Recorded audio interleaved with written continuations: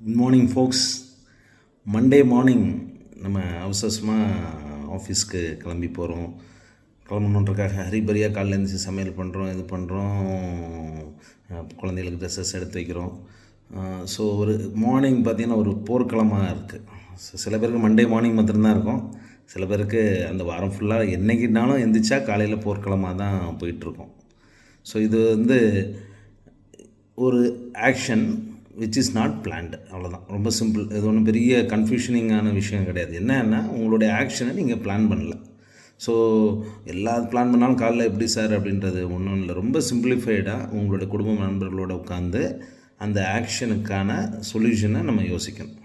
அப்போ அந்த ஆக்ஷன் மாத்திரம் அங்கே ப்ராப்ளம் இல்லை, தாட் ப்ராசஸ்மே ப்ராப்ளம். ஸோ இப்படி ஒரு ஹரிபரியில் மார்னிங் கிளம்புறேன் அப்படின்ற ஒரு அந்த ஸ்ட்ரெஸ் இருக்குல்ல, அதே it will make you to go for subconscious mind லெவலில் பரபரப்பை கொடுத்து உங்களை ஒரு சர்வைவல் மோடுக்கு கொண்டு போயிருமே தவிர உங்களுடைய கான்ஷியஸ் மைண்டை க்ரியேட்டிவாக உங்களை ஒர்க் பண்ண வைக்காது.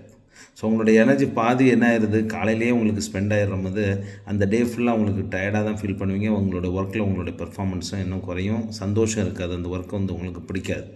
ஸோ அப்போ என்ன ஆகும், அந்த தாட் எப்படி இருக்கும், ஏன்டா இந்த வேலையில் இருக்கும் அப்படின்ற ஒரு எண்ணத்துக்கு போகும். அப்போது சின்ன சின்ன விஷயங்களுக்கு குறை கண்டுபிடிக்கக்கூடிய ஒரு தன்மைக்கு தான் நம்ம மைண்டுக்கு கொண்டு போக முடியும்.